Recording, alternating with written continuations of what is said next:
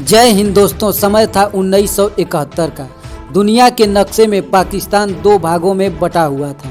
एक था पश्चिमी पाकिस्तान जो आज भी वहीं है, और दूसरा था पूर्वी पाकिस्तान जहां आज बांग्लादेश बसा है। पाकिस्तान ने अपने ही पूर्वी पाकिस्तान में कत्लेआम शुरू कर दिया था।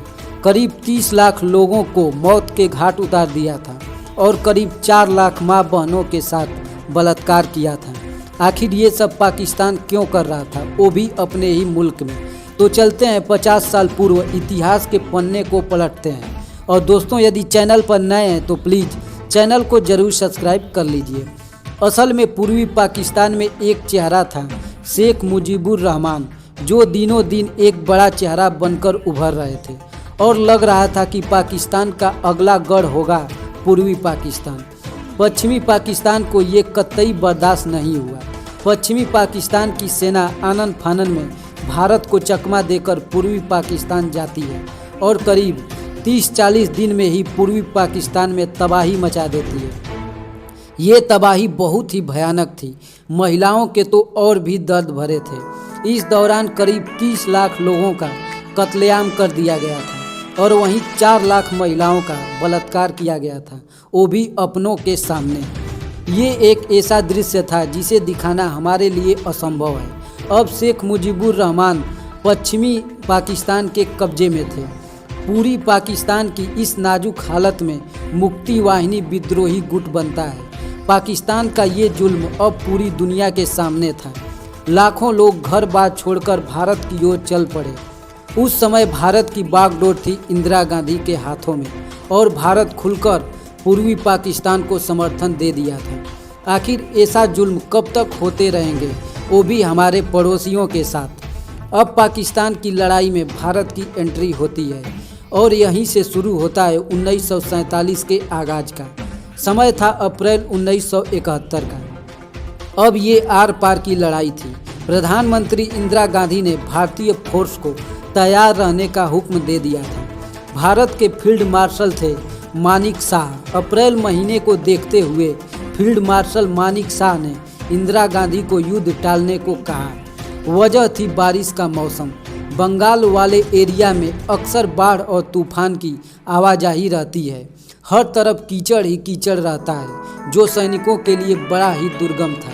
मगर पश्चिमी पाकिस्तान में ये फ़ायदा उठाकर भारत को नुकसान पहुंचाना चाहता था।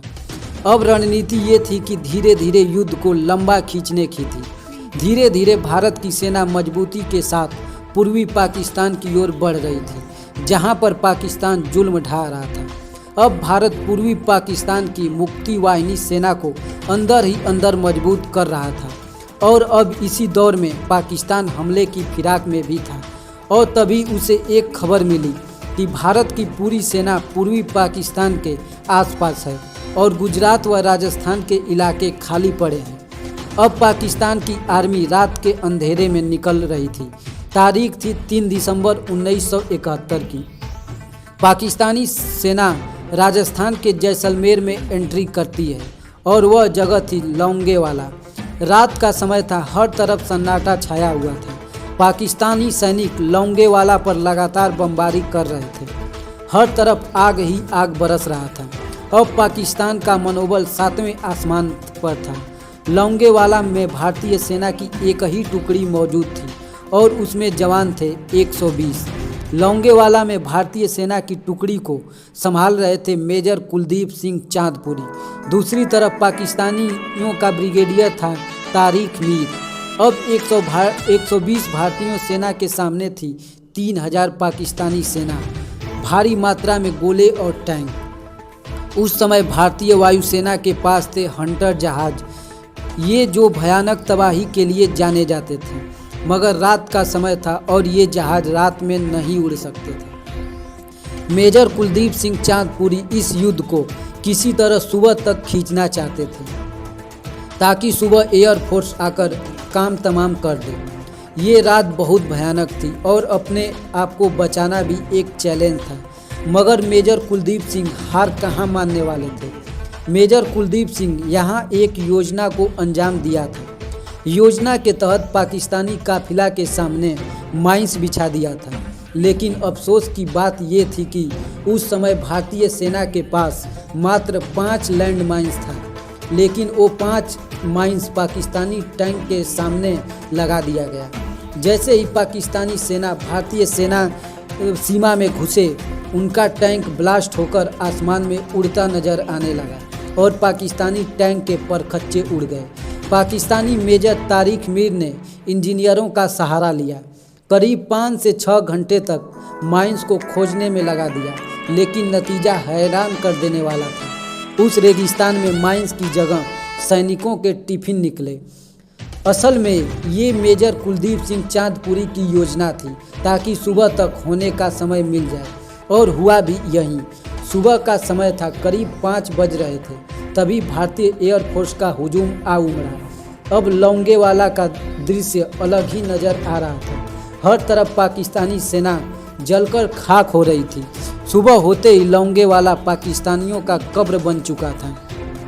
पाकिस्तानी आर्मी में इतना दहशत हो गया था कि पाकिस्तानी आर्मी अपनी सैनिकों के बॉडी को उठाने के लिए नहीं आया। अब पाकिस्तान में खौफ का मंजर था। 3 दिसंबर को युद्ध शुरू हुआ था। 4 दिसंबर को लौंगेवाला पर फतेह हासिल की। अब जल सेना भी अपने जलवे को दिखाने के लिए आतुर थी। उस समय भारत का सबसे खतरनाक जहाज़ था INS विक्रांत। ये जहाज़ बंगाल की खाड़ी में अंजाम दे रहा था। INS विक्रांत बहुत बड़ा जहाज़ था और पाकिस्तान के सभी गतिविधियों को रोक रहा था। इसलिए INS विक्रांत पाकिस्तान की नज़रों में खटक रहा था। इस विक्रांत को डुबोने के लिए पाकिस्तान से रवाना हुई गाजी पनडुब्बी अपना रूट अरब सागर से होते हुए बंगाल की खाड़ी में प्रवेश किया, मगर इसका भनक भारतीय जल सेना को लग गई थी। अब भारतीय नेवी पनडुब्बी गाजी को अपने चक्रव्यूह में फंसाना चाहती थी और इसी दौरान INS राजपूत को विशाखापट्टनम बंदरगाह पर खड़ा कर दिया गया और चारों तरफ बता दिया गया कि यहाँ INS विक्रांत है। ऐसा माहौल बनाया गया कि हर किसी के जुबान पर यही था कि INS विक्रांत विशाखापट्टनम के तट पर आ गया है और इस चक्रव्यूह में फंस गया पाकिस्तान। गाजी को खबर मिलते ही बंगाल की खाड़ी से वापस मोड़ दिया गया विशाखापट्टनम के लिए, मगर वहां तो मौत खड़ी थी। विशाखापट्टनम पहुंचते ही गाजी का खात्मा कर दिया गया। ये पाकिस्तान के लिए एक बहुत बड़ा झटका था और साथ ही विक्रांत ने चटगांव बंदरगाह को तबाह कर दिया था। चटगांव बंदरगाह पाकिस्तानियों का मुख्य बंदरगाह था। हर तरफ हार की सुनाई दे रही थी। अब गुहार थी अमेरिका से। 1971 के युद्ध में अमेरिका ने पाकिस्तानियों को हर संभव मदद की। अमेरिका ने UNO में भारत के खिलाफ मुद्दा उठाया, मगर भारत के दोस्त रूस ने इस पर वीटो कर दिया था। अब अमेरिका पाकिस्तान की तरफ से खुलकर आ गया था। इसी समय अमेरिका ने अपना 7वां बेड़ा भेजा। अब अगला टारगेट था INS विक्रांत को डुबोना, मगर उसको पता नहीं था कि उससे पहले ही रूस अपना 40वां बेड़ा लेकर आ धमका। अब रूस और अमेरिका हिंद महासागर में आमने सामने थे। रूस का भारी भरकम बेड़ा देखकर अमेरिका घबरा गया। रूस ने अपने बेड़े में एक लाइन का निर्माण कर दिया था और अंदर ही अंदर अपना काम कर रही थी इंडियन आर्मी। दूसरी तरफ ब्रिटेन का बेड़ा आधे रास्ते से ही रिटर्न हो गया। अब भारत भी नहीं चाहता था कि यह युद्ध लंबा खींचे और पूरी दुनिया में पाकिस्तान को लेकर कोई माहौल खड़ा हो जाए। समय था 16 दिसंबर 1971 का। अब यह युद्ध का 13वां दिन था। इस समय पूर्वी पाकिस्तान में करीब 93,000 पाकिस्तानी सेना भारतीय सेना से घिरी हुई थी। यहाँ मौजूद था पाकिस्तानी का जनरल नियाजी। अब पाकिस्तानी सेना ने घुटने टेक दिए थे। पाकिस्तानी सेना के जनरल नियाजी ने भारतीय जनरल निर्मल सिंह के सामने आत्मसमर्पण कर दिया, और वो भी 93,000 सैनिकों के साथ। ये दुनिया में इतना बड़ा आत्मसमर्पण पहली बार था, जो आज भी गिनीज बुक में दर्ज है। और अब पूर्वी पाकिस्तान से बांग्लादेश का जन्म हुआ। ये भारत ही था जिससे बांग्लादेश को आज़ादी मिली थी।